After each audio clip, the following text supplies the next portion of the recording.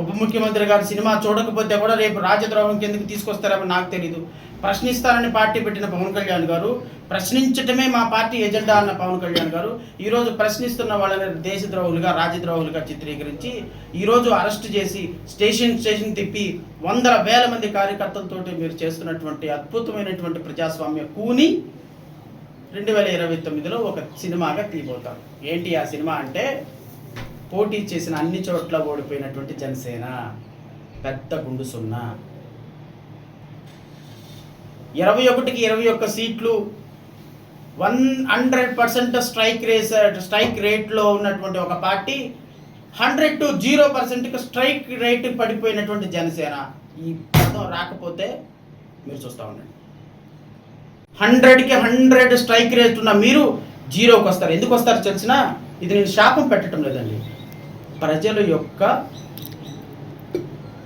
Vote ఎంత విఘ్నతతో వాడతారంటే వాళ్ళు ఈరోజు న్యూట్రల్ పీపుల్, ఎంప్లాయీస్, రిటైర్డ్ అయిన ఎంప్లాయీస్, ఎలైట్ పీపుల్, ఇంట్లో సాధారణమైనటువంటి గృహిణులు ఉన్నారు చూసావా, మొక్కం మీద ఉమ్మూస్తున్నారు ఇట్లాంటి వాడికి ఓటేసింది అని. ఇప్పుడు నాకు వచ్చేటప్పుడు ఒక అతను కాల్ చేశారు, కాపులండి మేము, ప్రశ్నిస్తానని పార్టీ పెట్టి ఏంటండి ఏం చేస్తాను ఇదంతా, ఎట్లాంటి వాడిగా సార్ మేము ఓట్లేసింది, పవన్ కళ్యాణ్ కాపుడు అయితే అయ్యాడండి, ఎట్టాగా మేము ఎప్పుడు చూడలేదండి అంటున్నాడు ఆయన. అంటే ఒక గోదావరి యాష్లో మాట్లాడుతున్నాడు, గోదావరిలో. పోనీలండి పర్లేదు, ప్రజలు చూసుకుంటారండి. ఏందండి తప్పండి, అది ఏంటది, కామన్ మ్యాన్ అండి, ఎవరు మాట్లాడతారు మాట్లాడనివ్వాలి, ప్రజా సంక్షేమం వదిలేసి ఇదంతా ఎందుకండి అంటే. అట్లా నాకు రోజుకు 100 కాల్స్ వస్తాయి. రావణ్ ప్రశ్నిస్తే తప్పు అయితే కోర్టు చూసుకుంటుంది.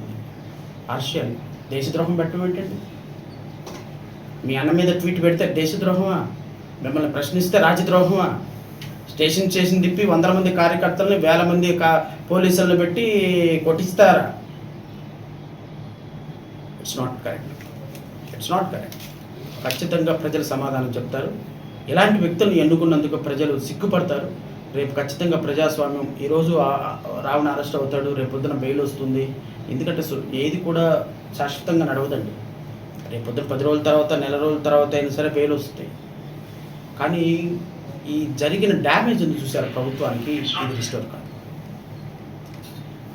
ఇలాగే ఎగిరిపడ్డారు 2014-19 ఒక ప్రభుత్వం. ఏమైపోయిందండి, వైనాట్ 175 నుంచి అట్లీస్ట్ 11కి పడిపోయింది.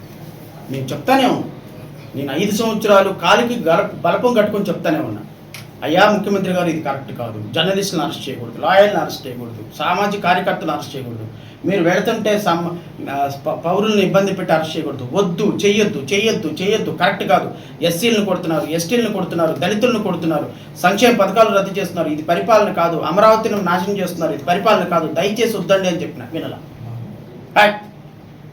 3 లక్షల కోట్లు నేను సంక్షేమ పథకాలు ఇచ్చాను, ఎవడు ఓటేయడు నా కోసం, 30 లక్షలు ఇల్లు ఇచ్చాను, ఎవడు ఓటేయడు నా కోసం మనం. ఏమైంది ఫైనల్గా, ఏమైంది సార్, వాట్ హ్యాపెండ్? ప్రజలు ఏం చేశారు, లాగి పెట్టి కొడితే 151 నుంచి 11కి పడిపోయారు. నేను ఈ ప్రభుత్వాన్ని కూడా కోరుతున్నా, 164 సీట్లు అండి, దానికంటే ఒక 10 సీట్లు ఎక్కువ ఇచ్చారు మీకు రాష్ట్రం యొక్క సమస్యలు అర్థం కావాలి.